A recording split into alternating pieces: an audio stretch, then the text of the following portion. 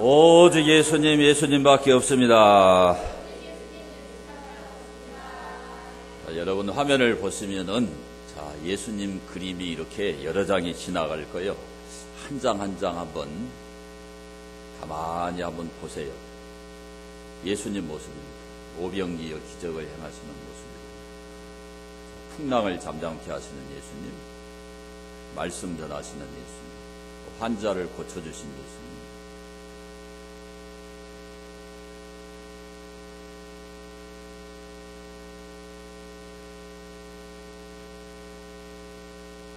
십자가에 달리시고 고난당하신 모습이죠.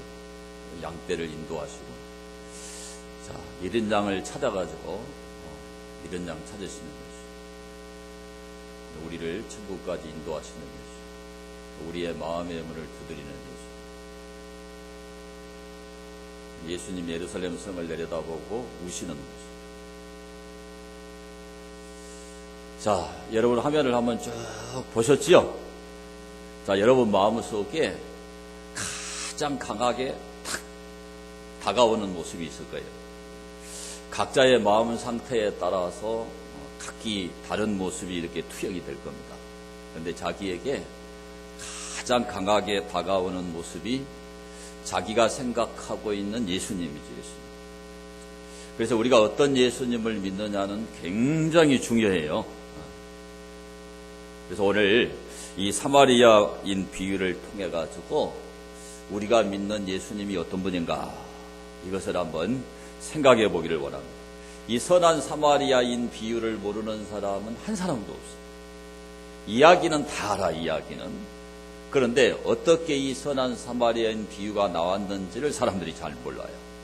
거기 25절을 보면은 이 율법 교사가 예수님을 찾아와 가지고 어떻게 하여야 영생을 얻으리까? 자, 이것이 모든 사람들의 관심이죠, 관심. 어떻게 하면 지옥에 안 떨어지고 천국 갈 수 있느냐? 어떻게 하면 영원히 살 수 있느냐? 이것을 예수님께 물으신 거예요. 그랬더니 우리 예수님이 뭐라고 말씀하시냐면, 율법에, 이 율법 교사는 율법을 잘 아는 사람이잖아요. 율법에 무엇이라고 기록이 되어 있느냐? 그리고 너가 그 율법을 그렇게 잘 아는데 그 율법을 너는 어떻게 잊고 있느냐?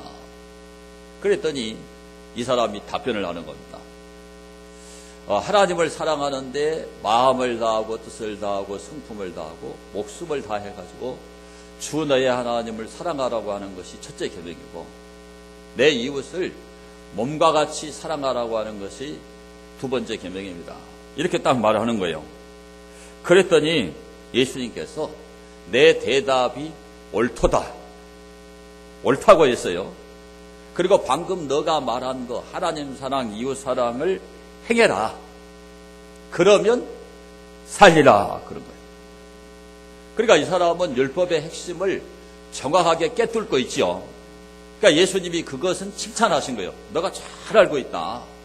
그런데 너가 그렇게 잘 알고 있는 그 율법을 가서 행해야지 산다. 우리가 율법을 지키지 못해서 그렇지, 율법을 100% 지킨다면은 구원받아요, 구원받아. 근데 100% 못 지켜요. 이렇게 예수님이 이야기를 하니까 이 사람이 자기 의를 세우기 위해서, 자기를 옳게 보이기 위해서 29절에 보면은 뭐라고 말씀을 하는가? 거기 29절 봅시다. 그 사람이 자기를 옳게 보이려고 예수께 여짜오되 그러면 내 이웃이 누구니까? 이 사람이 이웃을 잘 알 것 같은데 예수님한테 이웃이 누구냐고. 그래서 예수님이 비유를 들은 게 이 선한 사마리아인 비유예요. 자, 한 사람이 여리고로 내려가다가 강도를 만나게 됐다 이거예요. 그런데 그 강도 만난 자를 보고 제사장도 그냥 지나가 버리고 레위인도 그냥 지나가 버렸는데, 유대인들이 가장 멸시하는 그 사마리아 사람이 그 강도 만난 사람에게 가서 자기가 여행에 필요해서 가져가는 그 기름, 포도주, 이것을 다 부어서 상처를 닦고, 그리고 자기 옷을 찢어서 그 상처를 싸매어가지고 자기가 타고 가던 짐승에다 태워가지고 이제 주막에다가 맡기고, 그리고 그 주막에서 며칠 동안 그 사람을 돌보아주고, 그리고 이제 장사하러 가야 되니까 떠나가면서 내가 돌아오면은 돈이 더 들면은 그 비용을 내가 다 대겠다. 그 얘기를 예수님이 해주는 거예요. 그러면서 하시는 말씀이 누가 이 강도 만난 사람의 이웃이겠느냐 이렇게 물어본 거예요. 그러니까 답은 너무 뻔하잖아요. 누가 강도 만난 사람의 이웃이에요? 사마리아인이죠. 그러니까 예수님이 오늘 이 율법 교사를 갖다 지적하는 거예요.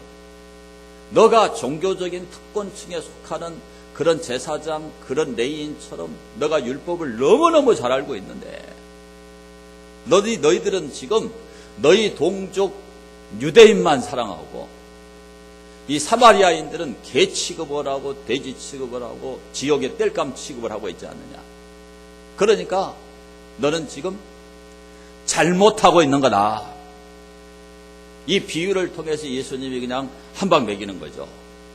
그리고 예수님이 결론 짓기를 가서 너도 이와 같이 행하라. 너도 사마리아인처럼 되라. 그것이 진짜 이웃에게 사랑을 베푸는 사람이다. 이 말씀을 하신 거예요. 그 내용입니다. 그 내용. 그래서 이 내용을 가만히 살펴보면은 우리가 믿는 예수님이 어떤 분인가를 알 수가 있어요. 오늘 이 말씀 가운데 우리가 믿는 예수님이 어떤 분인가 세 가지가 나타나 있는데, 첫째는 우리가 믿는 예수님은 우리를 불쌍히 여기는 분이라는 것을 우리가 알 수가 있어요. 자, 거기에 33절을 보겠습니다. 어떤 사마리아 사람은 여행하는 중 거기 이르러 그를 보고 불쌍히 여겨. 이 불쌍히 여겨 에스플랑크니스데, 이 말이 무슨 말이냐? 민망히 여기다, 측은히 여기다라는 뜻을 가진 스플랑크니조마예요. 제가 이 말씀은 여러 번 드렸기 때문에 여러분이 생각이 날 겁니다. 이 스플랑크니조마의 부정과거형이에요. 이 말은 신약 성경에 12번이 나옵니다. 근데 12번 다 언제 쓰이냐? 도움이 절실하게 필요한 사람에게 자기가 가진 것을 다 쏟아 부어야 되는 그런 그 인간의 그 기본적인 그런 마음을 표현할 때 이 단어가 사용이 된 거예요. 그러니까 강도를 만나가지고 지금 옷이 벗겨져 있고 엄청나게 두들겨 맞아가지고 거기 보면은 거의 죽게 되었다. 그러면 종교적인 특권층에 속하는 제사장이나 레위인은 반드시 가서 그 사람을 살려내야 되잖아요. 너무 당연하잖아요. 너무 당연. 그렇잖아요. 그런데 이 종교적인 특권층에 속한 제사장, 레위인, 누가 생각해도 그래도 이런 종교인이라 그러면은 틀림없이 그렇게 해야만 될 사람들이 어떻게 했어요? 그냥 피해서 지나가고. 그러니까 자기도 그런 위험을 당할지 모른다. 걱정이 됐겠죠. 또 이들은 거의 죽게 되었으니까 이제 죽은 시체를 만지면은 율법에 따라서 일주일 동안 부정하단 말이에요. 그러면 자기가 종교적인 그런 직무를 수행하는데 지장을 미치거든. 일주일 동안 못해요. 그러니까는 그런 것도 생각을 했겠죠. 또 그 자리에 더 있다가는 요즘 같으면은 자기가 죽인 것으로 오인받을 수도 있다 이 말이에요. 그러니까 이 사람들이 그냥 황급히 그 자리를 떠났고. 그런데 선한 사마리아인은 어떻게 했느냐?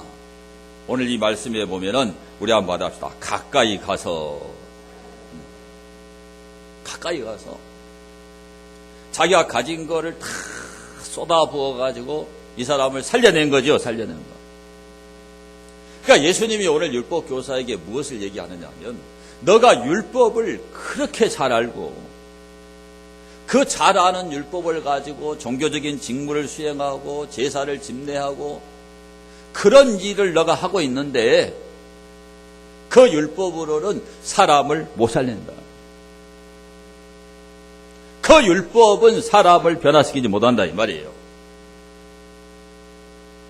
만약에 구약 율법이 복음이라면 이 제사장이나 레위인이 변화됐겠죠.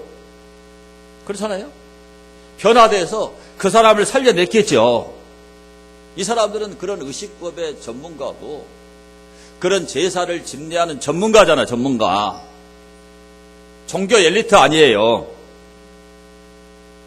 그런데 다른 사람 생명을 살리는 게 아니라 자기 생명 살리는 게 먼저였다 이 말이에요. 그러니까 예수님이 이 비유를 통해서 율법 교사를 지금 아프게 찌르는 거예요. 이 사람이 예수님 말씀 들을 때 그 얘기가 자기 얘기인 걸 알았겠어요, 몰랐겠어요? 눈치가 있는 사람 같으면은 알아들었겠죠.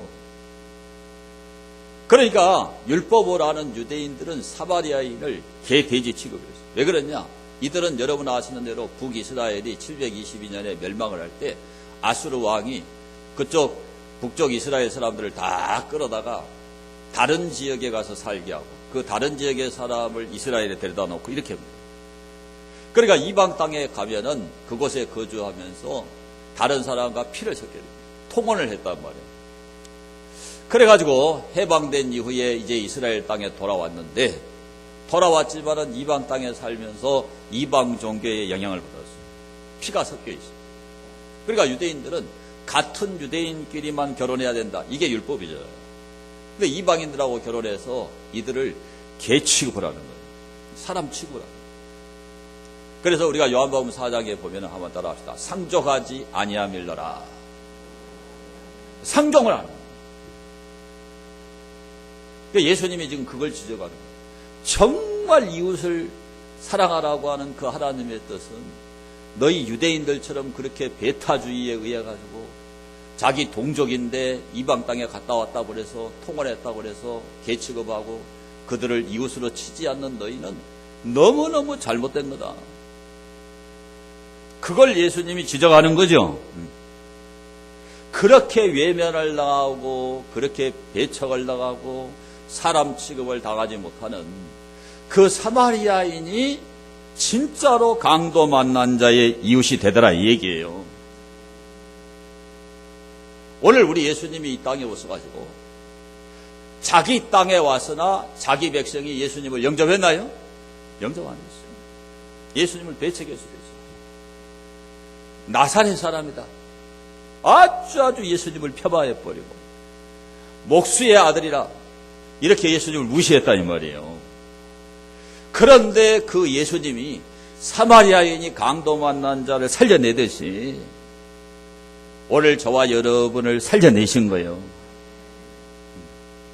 오늘 저와 여러분을 불쌍히 여겼다 이 말이에요. 그러니까 오늘 딱 이 말씀을 보면은 선한 사마리아인이 누구란 걸 알 수 있어요. 예수님이라 알 수 있어요.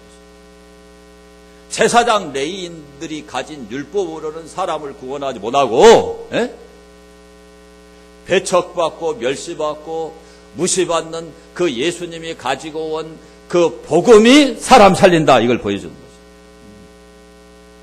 그래서 우리 예수님이 왜 오셨느냐. 요한복음 10장 10절을 보시면은 함께 보겠습니다. 도둑이 오는 것은 도둑질하고 죽이고 멸망시키는 것뿐이요 내가 온 것은 양으로 생명을 얻게 하고 더 풍성히 얻게 하려는 것이라. 오늘 우리 인간들은 마귀한테 다 도덕질 당하고 죽임 당해요. 그대로 있으면 멸망당해 지옥에 가는 거예요. 우리를 살려내기 위해서 생명을 주시려고 누가 오셨냐? 예수님이 오신 거예요. 히브리서 2장 14절에도 함께 봅니다. 자녀들은 혈과 육에 속하였으며 그도 또한 같은 모양으로 혈과 육을 함께 지니심은 죽음을 통하여 죽음의 세력을 잡은 자 곧 마귀를 멸하시며 또 죽기를 무서워하므로 한평생 매여 종노릇하는 모든 자들을 놓아주려 하심이라. 이 죽음의 세력 마귀에게 포로가 되었죠. 한평생을 마귀의 종노릇하는 우리 인간을 해방시킬 분은 제사장도 아니고 레위인도 아니고 율법도 아니에요. 누구밖에 없냐? 예수님밖에 없습니다. 죄에서 인간을 해방할 그런 해결책이 율법에 있냐? 없어요, 없어. 율법은 거울의 역할을 하는 거예요. 죄가 무엇인가만 알려주는 거예요. 율법 자체가 우리를 구원해내지 못해요. 그래서 누가 오셨냐? 예수님이 오신 겁니다. 예수님이 우리를 살려내시기 위해서 오신 거예요. 거의 죽게 되었다. 그대로 놔두면 우리는 죽어요, 죽어. 그 죽어가는 우리를 살려내려고 누가 오셨다? 예수님이 오셨다. 그래서 이 사마리아인이 강도받는 자를 불쌍히 여긴 것 같이 우리 인간을 불쌍히 여기시는 분은 예수님 한 분밖에 없어요. 누가복음 7장 13절을 보시면 함께 봅니다. 주께서 과부를 보시고 불쌍히 여기사 울지 말라 하시고, 자, 예수님이 이제 나인성을 지나가시는데 상여가 지나가는 거예요. 사람들이 웅성거려요. 보니까 과부의 아들이 죽어가지고 과부의 아들을 이제 장례를 치르는 겁니다. 예수님이 그 말씀을 듣고 너무 안타까워가지고 가던 길을 멈추고, 여기 보세요. 불쌍히 여기사 관에다가 손을 대고 청년아 내가 내게 말하노니 일어나라. 살려내신 게 살려줬어요. 그래서 그 청년을 그 과부에게 돌려준 거예요. 여기에 불쌍히 여기사, 이 말이 아까 스플랑크니조마이 그 말입니다. 이 말이 무슨 말이냐? 창자까지 뒤틀려지는 아픔, 그거를 스플랑크니조마이라고. 과부의 아들, 과부의 유일한 희망, 그 아들이 죽어서 장례 행렬이 지나가는 걸 보고 예수님이 가만 계실 수가 없어가지고, 그래서 그 관에다 손을 대고 살려내신 분이 누구냐? 예수님이에요. 그렇게 우리를 불쌍히 여기시는 분이 예수님이에요. 요한복음 11장 33절에도 보면 함께 봅니다. 예수께서 그가 우는 것과 또 함께 온 유대인들이 우는 것을 보시고 심령에 비통히 여기시고 불쌍히 여기사, 나사로와 마리아 마르다 삼남매가 베다니에 함께 살고 있었는데 오빠 되는 나사로가 죽었단 말이에요. 이미 장례를 다 치러버렸어요. 무덤 앞에 갔는데 며칠이 지났냐? 나흘이 지나고 있어요. 그래 썩은 냄새가 진동을 하는 거예요. 그런데 여기에 예수님이 비통히 여기시고 불쌍히 여기사, 이것도 스플랑크니죠. 나사로야 나오너라. 그러니까 나사로가 무덤에서 걸어 나오는 거예요. 이토록 우리 인간의 현실을 무시하지 않고 불쌍히 여기는 분이 예수님이 예수입니다. 오늘 여러분이 힘든 것을 예수님이 다 아세요.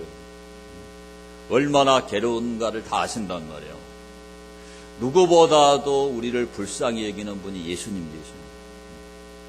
여러분, 우리 인간도 사랑이 있어가지고 그런 모습을 보면은 눈물이 나고 그 슬픔에 동참을 하고 뭔가 주고 싶잖아요. 우리 인간도 그래요, 인간. 그런데 우리를 위해서 생명을 내주신 예수님이 우리를 얼마나 불쌍히 여기겠나. 근데 여러분이 힘들고 어려울 때 불쌍히 여기는 예수님을 생각하셔야 돼요. 물론 하나님은요, 무서운 분이고 두려운 분은 틀림없어요. 이러면 또 아멘 안 하시더라고요. 죄에 대해서 엄중하게 책임을 묻는 분이 하나님이에요. 훈련이 필요하면 훈련도 시키는 분이 하나님이에요. 그러나 그것마저도 우리를 불쌍히 여기어서 그렇게 하시는 거예요. 그걸 아셔야 돼요. 그걸 아셔야 돼요. 정말 하나님이 우리를 불쌍히 여겨요. 너무너무 불쌍히 여겨. 우리가 죄 가운데 빠지고 주님을 멀리 떠나서 방황하고, 그래도 하나님 우리를 불쌍히 여기는다. 우리가 깨지고 터지고 너무나 힘겨워하고 버거워해도 그걸 누가 아느냐? 예수님이 아세요. 하루하루를 힘들게 겨우 버텨나가는 거, 그것도 예수님이 아십니다. 그러니까 오늘 여러분 마음속에 정말 예수님은 나를 불쌍히 여긴다, 이거 하나만 여러분이 마음속에 간직해도 복음을 받은 거예요. 복음. 예수님 그러신 분이에요. 이걸 꼭 기억하세요. 자, 두 번째로 이 선한 사마리아인을 통해서 보는 예수님은 어떤 예수님이냐? 우리의 상처를 싸매어 주시는 예수님이에요. 자, 34절을 보겠습니다. 34절. 가까이 가서 기름과 포도주를 그 상처에 붓고 싸매고 자기 짐승에 태워 주막으로 데리고 가서 돌보아 주니라. 자, 제사장 레위인은 피하여서 지나가 버렸어요. 피하여. 그런데 이 사마리아인은 아마 이 강도가 이제 강도 만나가지고 이 사람이 얻어 터져서 옷까지 다 벗겨졌다고 그랬으니까 다 죽어가면서 막 사람 살리라고 신음을 했겠죠. 그러니까 이 사마리아인이 가까이 갔다고. 상처를 싸매었다고. 그러니까 응급조치를 한 거죠. 아마 유대인들은 그 옷이 천이잖아요. 둘둘 감고 다니잖아요. 뭐 다른 도구가 없으면은 아마 옷을 찢어가지고 상처를 이제 싸매었을지 몰라요. 그리고 여행자의 필수품이 뭔가 하면 이 포도주하고 기름입니다. 이 기름이 감람유예요. 이거는 그 여행을 할 때 이 뭐 40도가 넘어가니까 이 따갑기 때문에 항상 기름을 발라야 되고 또 상처가 나도 그 올리브 기름을 바르게 돼 있어요. 이 치료제입니다. 치료제. 그리고 포도주는 필수품입니다. 이걸 다 쏟아 부어가지고 그 상처를 다 닦고 씻어내고 고통을 경감시킨 거죠. 그래가지고 자기가 타고 가는 짐승에다 태우면 자기는 타고 갈 자리가 있나요, 없나요? 없지요. 그러니까 주막까지 자기는 그 사람을 짐승에 태우고 이 사람은 걸어갔겠죠. 완전한 자기 희생입니다.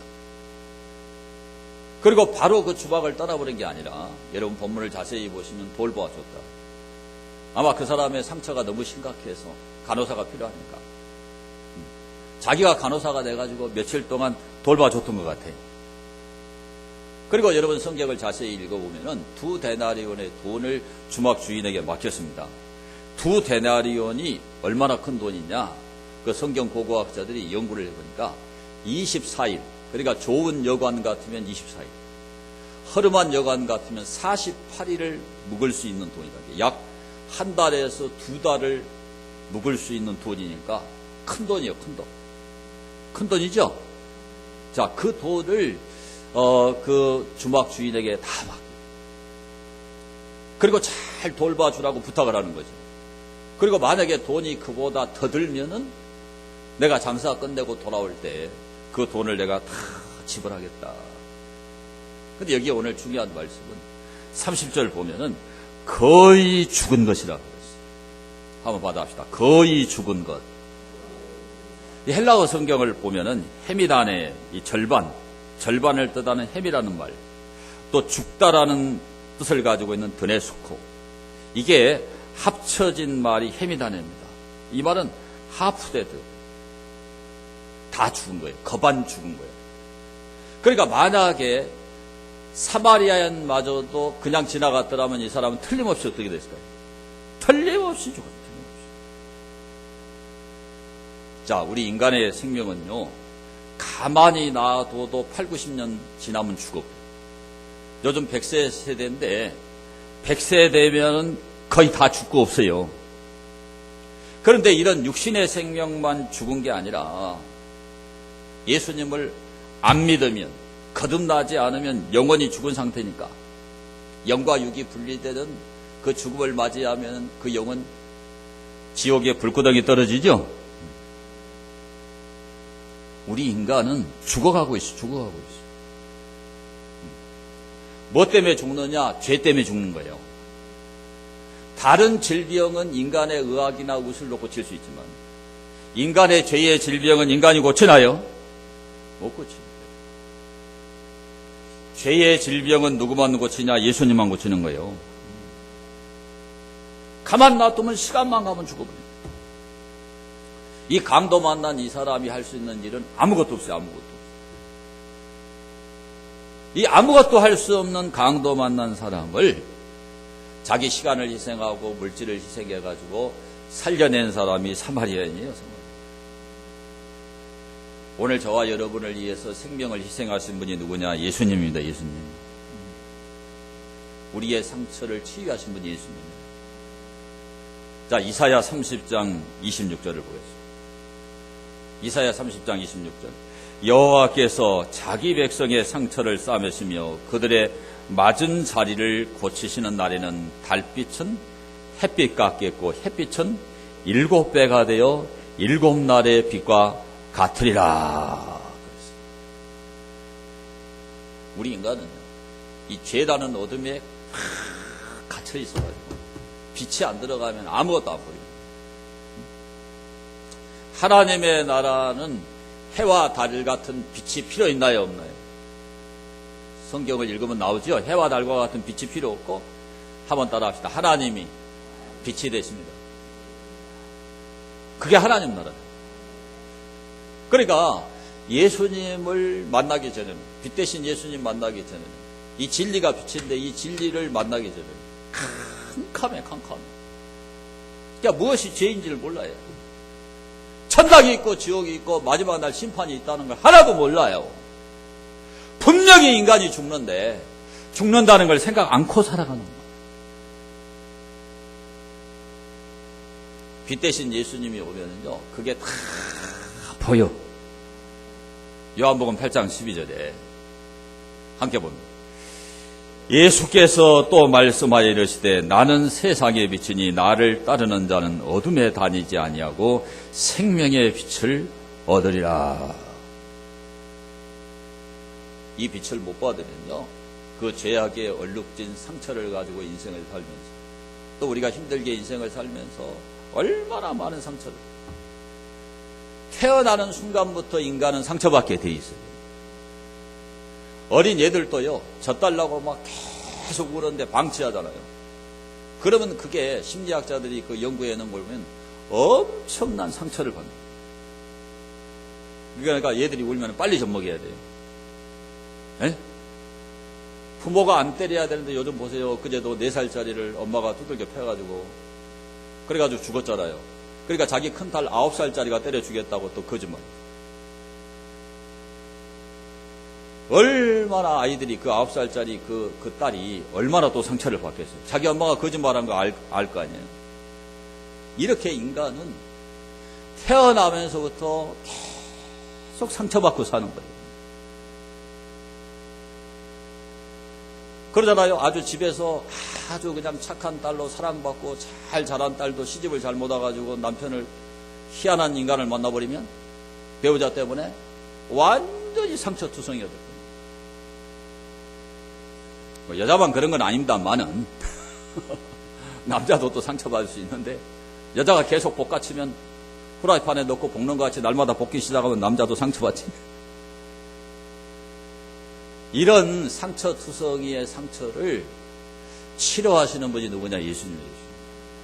여러분, 예수님 만나서요, 죄를 회개하고 막 그냥 막 가슴을 뜯고 예수님이 얼마나 나를 사랑하는지 그걸 느끼면서 눈물을 비 오듯이 쏟고 나면 다 치료가 됩니다.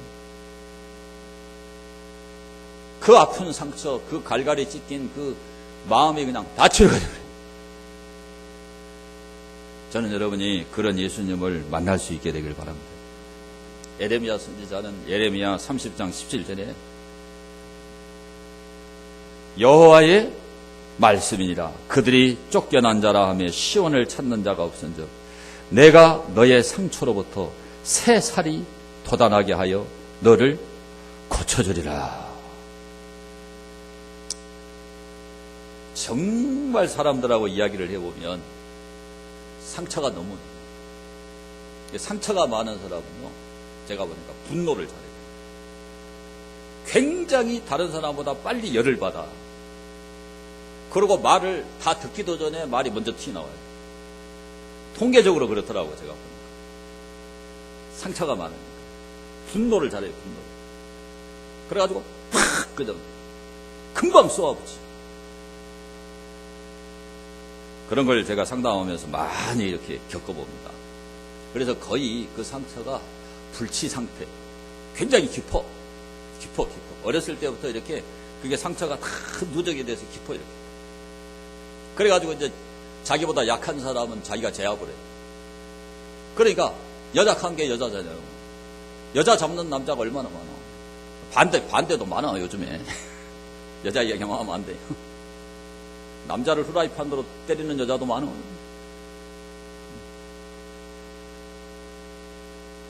그런데 그러한 그 상처를 누가 싸매어 주느냐? 하나님이 싸매어 줍니다. 그 상처로부터 새살이 돋아나게 하십니다. 그분이 예수님이에요. 저는 어제도 이 말씀을 준비하면서 제 어렸을 때부터 생각을 해요. 저도 가난하게 살아서 아직도 가난의 상처가 많아가지고 싼 거 좋아해요. 싼 거. 그래가지고 우리 집사람한테 혼나면 그 싼 거 사가지고 또 다음에 또 산다고. 크게 보자면 습관이 그렇게 들어서 그래요. 그런 것도 다 상처예요. 급빈의 상처예요. 그러니까 여러분 자기를 한번 추적해 보면은 그런 상처들이 다 있잖아요. 그런데 그런 상처를 치유해가지고 새살이 돋게 하시는 분이 누구다? 하나님이시다. 이 세상 종교 지도자가 할 수 없는 거예요. 종교 지도자들이 율법을 알아도 이 제사드리고 종교적인 직무는 수행할 수 있지만 생명이 없으면요 생명을 못 살리는 거예요. 복음이 없으면은 영혼을 못 살린다고요. 우리 예수님이 우리 상처를 치유하세요. 새살이 돋아나게 새로운 인간으로 회복을 시켜줘요. 그분이 예수님. 그러니까 예수님을 오랜 동안 믿은 분들은 자기가 알아. 자기가 얼마나 많이 치료받고 자기가 얼마나 많이 사람이 됐는지를 알아. 옆 사람에게 사람 많이 됐지요. 교회 나오면 나올수록 사람이 돼, 사람. 사람 된다니까요. 교회 안 나오면 짐승처럼 살다 짐승처럼 먹는 거, 쾌락, 돈 버는 거, 즐기는 거 추구하는 게 그거예요. 사람은 안 돼. 교회 나와서 복음을 받고 진리를 받으면 사람이 돼요. 치료가 돼요, 여러분. 인간이 회복되는 거예요. 그렇게 우리를 치료해 주시는 분이 누구다? 예수님이 예수님. 그러니까 선한 사마리아인은 예수님이죠. 자, 마지막 세 번째로 이 선한 사마리아인에게서 보는 예수님 모습은 재림하시는 예수님이에요. 자, 35절을 보겠습니다. 35절.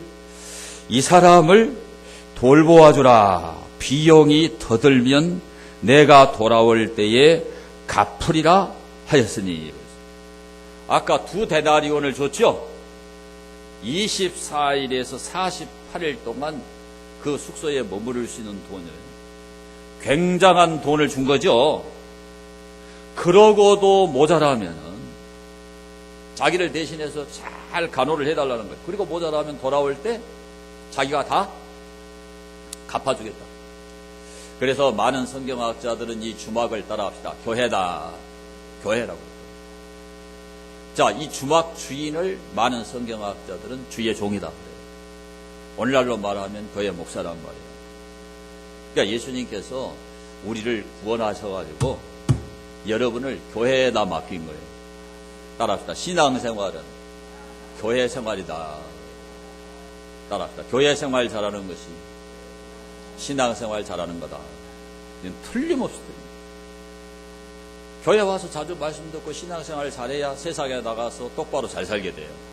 네? 교회에다가 여러분 한 분 한 분을 맡기신 거예요. 구체적으로 주의 종한테 맡긴 거예요. 그리고 예수님이 다시 오셔서 그 대가를 다 지불하겠다고 말씀하신 거예요, 여러분. 이게 구원의 완성이에요, 구원의 완성. 예수님 오시면 구원이 완성되는 거죠. 그래서 예수님 재림하시는. 언제 재림하느냐? 자, 요한복음 14장 2절 보겠습니다. 요한복음 14장. 내 아버지 집에 거할 곳이 많도다. 그렇지 않으면 너희에게 일렀으리라. 내가 너희를 위하여 거처를 예비하러 가노니 가서 너희를 위하여 거처를 예비하면 내가 다시 와서 너희를 내게로 영접하여 나 있는 곳에 너희도 있게 하리라. 여기에 거처가요, 영어 성경 집에 가서 읽어보세요. 맨션입니다. 맨션. 하늘나라 맨션을 누가 준비하고 계시느냐? 예수님이 다 준비를 하고 계십니다. 이 준비가 끝나면, 완공이 되면 예수님이 저와 여러분을 데리러 다시 오신다. 이게 예수님 재림이에요. 예수님 재림. 저는 이 약속을 믿고 삽니다. 예수님이 오시면 어떻게 되냐. 자, 계시록 22장 4절과 6절을 보세요. 계시록 22장 4절과 6절. 자, 그의 얼굴 볼터이요 그의 이름도 그의 이마에 있으리라. 다시 밤이 없겠고 등불과 햇빛이 쓸데없으니 이는 주 하나님이 그들에게 비치시니라. 그들이 세세토록 왕노릇 하리로다. 또 우리 계시록 21장 4절 21장 4절을 제가 읽어드리겠습니다. 모든 눈물을 그 눈에서 닦아주시니 다시는 사망이 없고 애통하는 것이나 곡하는 것이나 아픈 것이 다시 있지 아니하리니 처음 것들이 다 지나갔음이라라. 보좌에 앉으신 이가 이르시되 보라 내가 만물을 새롭게 하노라 하시고 또 이르시되 이 말은 신실하고 참되니 기록하라 하시고 또 내게 말씀하시되 이루었도다. 나는 알파와 오메가요 처음과 마지막이라. 내가 생명수 샘물을 목마른 자에게 값없이 주리니. 예수님이 오십니다. 오늘 여러분 이 땅 위에서 흘린 모든 눈물을 주님이 다 닦아주신다. 우리 저 아이들은 눈물이 뭔지 인생의 눈물이 뭔지 모르겠죠.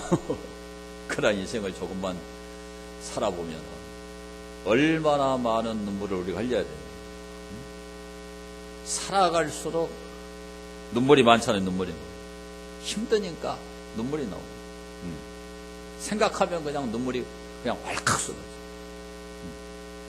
어렸을 때 고난을 많이 당한 사람은 눈물을 더 많이 흘려요.